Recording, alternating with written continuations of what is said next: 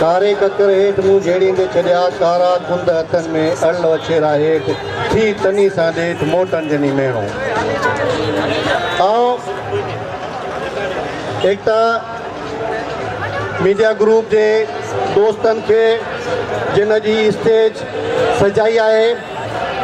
ऐं उन्हनि खे आउं शाबाश कयां थो ऐं एकता ॾींहं जे हवाले सां उन्हनि खे आउं मुबारकबाद पेश कयां थो। उन सां गॾोगॾु हिन स्टेज खे जंहिं सूंहं बख़्शी जिन दोस्तनि उन में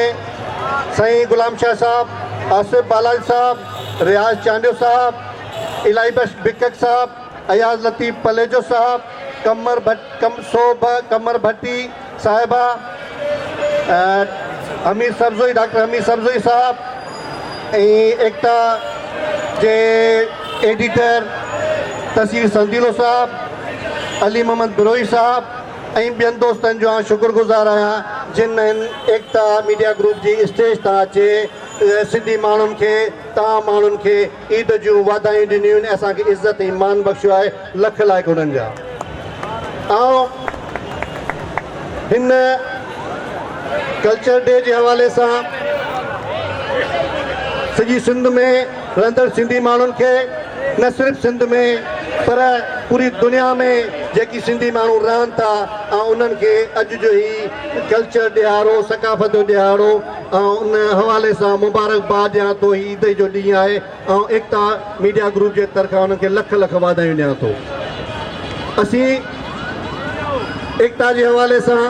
कोशिशि कई आहे ऐं सियासी समाजी तौर ते हमेशह सिंध जे हवाले सां ख़िदमत कई आहे ऐं अॼु एकता उर्दू टीवी ऐं एकता अख़बार जे हिकिड़ो इदारो ठाहियो आहे ऐं हमेशह इहा ई कोशिशि रही आहे त सिंध ऐं सिंधी माण्हुनि जे ॾुखनि खे ख़तमु करण जे लाइ उन्हनि जी बहितरी भलाई जे लाइ इदारा ठाहिजनि ऐं हीअ एकता मीडिया ग्रुप ऐं सम्झां थो त हिन कल्चर डे जे हवाले सां हीअ एकता जे हवाले सां जेको असांजे नालो इदारे जो नालो बि एकता ई आहे ऐं एकता सॼी सिंध जी एकता थींदी, सॼी इंसान ज़ात जी एकता थींदी ऐं इदारो इंशाअल्लाह ताला सॼी सिंध जे हवाले सां हिकिड़ो पंहिंजो रोल जेको आहे पंहिंजो क़ौमी जेको फ़र्ज़ु सम्झूं था असीं हिन इदारे जे तवसुस सां असीं सिंधी माण्हुनि जे लाइ इहा ख़िदमत या जिदोजहद जारी सारी रखंदासीं। तव्हां सभिनी दोस्तनि जी महिरबानी। To watch more videos, please subscribe to our YouTube channel and click the bell icon.